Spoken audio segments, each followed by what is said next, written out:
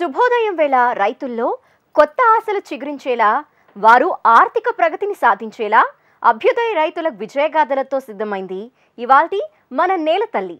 వ్యాపార దృక్పథంతో సైలేజ్ గడ్డి ఉత్పత్తిని ప్రారంభించి పశుగ్రాస కొరతను తీరుస్తూ రైతులకు చేదోడు వాదోడుగా నిలుస్తున్న నిజామాబాద్ జిల్లా రైతు సుభాష్ విజయగాథను తెలుసుకుందాం ఇవాల్టి మన నేల తల్లి కార్యక్రమంలో. స్థానికంగా బోలెడంత పాడి సంపద ఉన్నా పాల దిగుబడి ఆశించినంత లేదన్న విషయం అతన్ని తీవ్రంగా వేధించింది. కారణం ఏమిటన్న వెతుకులాట మొదలైంది. ఉద్యోగ విధుల నిమిత్తం విదేశాలకు వెళ్ళినప్పుడు అక్కడి పాడి సంపద తీరుతెన్నులు ఒకంత ఆశ్చర్యానికి గురిచేశాయి. విదేశాల మాదిరి పశువులకు ఏడాది పొడవునా పోషకాహారం అందించలేమా అన్న ఆలోచన అతడి జీవితాన్నే మార్చేసింది. మూగజీవాల మేతకు ఎదురవుతున్న కరువుకు ఏ కరువు పెట్టేలా చేసింది. సాంకేతిక పరిజ్ఞానం సహకారంతో సరికొత్త ఒరవడికి శ్రీకారం చుట్టేలా చేసింది. ఏడాది పొడవునా పోషకాల దాణా పశువులకు అందేలా చేసింది. నిజామాబాద్ జిల్లా డిచ్పల్లి మండలం రాంపూర్ శివారుకు చెందిన సుభాష్ 2010లో స్థానికంగా గొర్రెలు మేకల ఫారాన్ని ప్రారంభించాడు. పెంపకంలో సరైన యాజమాన్య పద్ధతులు పాటించడంతో పాటు జీవాలకు మేతగా పచ్చుగ్రాసాలని అందించేవాడు. అయితే వేసవిలో మాత్రం మేతకు తీవ్ర ఇబ్బందులు ఎదురయ్యేవి. గ్రాసం దొరకడమే గగనమైంది. దీంతో జీవాలు దెబ్బతిన్నాయి, నష్టం వాటిల్లింది. ఇలా 2-3 సంవత్సరాల పాటు పచ్చిమేత గ్రాసాలు లభించక తీవ్ర ఒడిదుడుకుల్ని ఎదుర్కొన్నాడు సుభాష్. పచ్చిమేత లేనిదే పెంపకం చేయలేమని గుర్తించాడు. ఈ క్రమంలోనే ఉద్యోగం నిమిత్తం విదేశాలకు వెళ్లిన సుభాష్ని అక్కడి రైతులు పశువులకు అందిస్తున్న గ్రాసాలు ఆలోచింపజేశాయి. పశువులకు సైలేజ్ గడ్డిని అందిస్తున్న దృశ్యాలు అతడిని ఆకర్షింపజేశాయి. తానొక్కడే కాదు, తనలాగా పచ్చిమేత గ్రాసాల కోసం ఇబ్బంది పడుతున్న వారికి ఏడాది పొడవునా వాడుకునే విధంగా సైలేజీ గడ్డిని అందించాలని నిర్ణయానికి వచ్చాడు. సైలేజీ గడ్డి తయారీ పరిశ్రమను ఏర్పాటు చేశాడు. 2010లో విశ్వ అగ్రోటెక్ అని గొర్రెల మేకల ఫారాన్ని స్థాపించి దాంట్లో సైలేజ్ యూజ్ చేసేవాళ్ళము. అయితే దానికంటే ముందు మేము మామూలుగా పశుగ్రాసం వాడేవాళ్ళము. ఆ పశుగ్రాసం ఎండాకాలం వచ్చేసరికంటే నీటి ఎద్దడి వలన పశుగ్రాసం సరిపోక జీవాలు దెబ్బతినేవి. అట్లా 2-3 సంవత్సరాలు గమనించిన తర్వాత మనం ఈ పచ్చిమేత పైన డిపెండ్ ఉంటే కనుక జీవాల పెంపకం చేయలేము అని గమనించి మరి యూరోపియన్ కంట్రీస్లో ఏ విధంగా మరి వాళ్ళు ఈ సమ్మర్లో ఫాడర్ మేనేజ్మెంట్ చేస్తున్నారు అనేది స్టడీ చేసినప్పుడు వాళ్ళు సైలేజ్ వాడుతున్నట్టుగా తెలుసుకోవడం జరిగింది. మరి ఈ సైలేజ్ అంటే ఏంది, సైలేజ్ని ఏ విధంగా తయారు చేసుకోవాలి అనే విషయాల్ని బాగా అంటే ట్రైనింగ్ చేసి దాని నుంచి మొక్కజొన్న సెకండ్ మిల్కింగ్ స్టేజ్లో అంటే మంచి కంకులు వచ్చి కాల్చుకొని ఒలుచుకొని తినే దశలో సెకండ్ మిల్కింగ్ స్టేజ్లో ఉన్నప్పుడు మొక్కజొన్నని కంకితో పాటుగా కట్ చేసి దాన్ని చాప్ చేసి దాన్ని సైలో పిట్లలో మేము స్టోర్ చేసుకునే వాళ్ళము.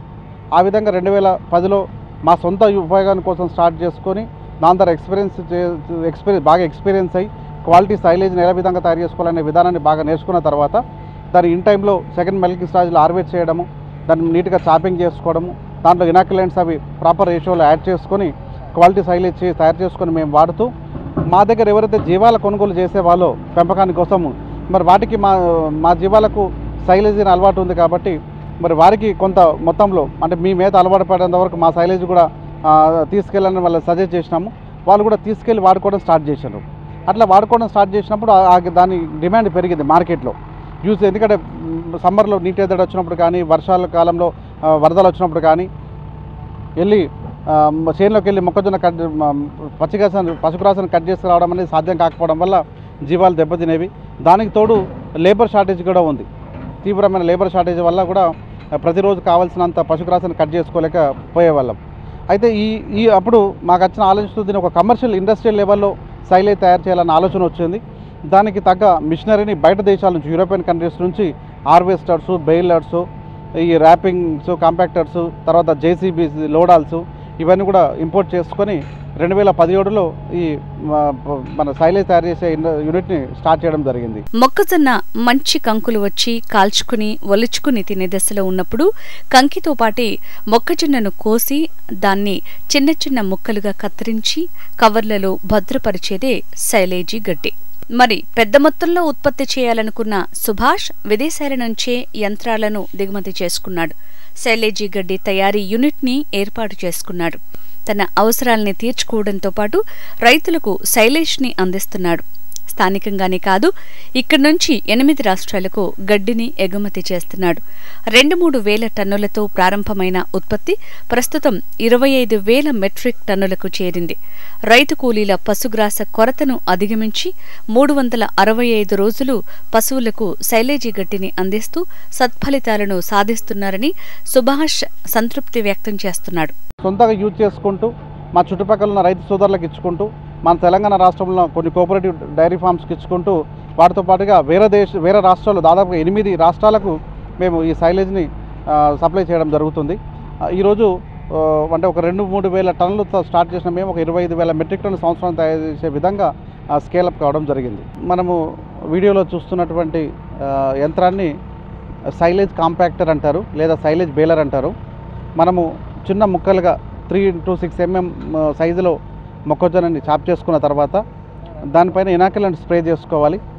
దానికి సరిపడా రేషియోలో చేసుకున్న తర్వాత ఈ కాంపాక్టర్లో కాంపాక్ట్ చేసి ఇంటర్నల్ ర్యాపింగ్ చేస్తాము. తర్వాత బయటకు వచ్చిన తర్వాత ఎక్స్టర్నల్ ర్యాపింగ్ కూడా జరుగుతుంది. ఈ ర్యాపింగ్ జరిగిన తర్వాత దీన్ని తీసుకెళ్ళి యాడ్లో స్టోర్ చేసుకుంటాము, స్టాకింగ్ చేస్తాము. ఈ విధంగా స్టాకింగ్ చేసిన బేలుని 18 నెలల వరకు మనం వాడుకోవచ్చు. 18 నెలల వరకు ఎలాంటి దీంట్లో పోషక లోపం కానీ ఏం లేకుండా న్యూట్రిటివ్ వాల్యూ ఏమాత్రం తగ్గకుండా మనం ఏ విధంగా అయితే ఈరోజు తయారు చేస్తున్నామో ఏ పోషకాలు అయితే ఈరోజు ఉండేదే 18 మంత్స్ వరకు కూడా అదే పోషకాలు అదే టేస్ట్తో అదే జ్యూసినెస్తో ఉంటాయి. కాబట్టి పశువులు చాలా ఇష్టంగా తింటాయి. మంచి పాలు దిగుబడి వస్తుంది మనకు. తర్వాత జీవాలు బాగా కండిషన్గా మెయింటైన్ అవుతుంటాయి. సైలేజ్ ప్రొడక్షన్ అనేది రైతులు వారి ఫామ్లో కూడా చేసుకోవచ్చు.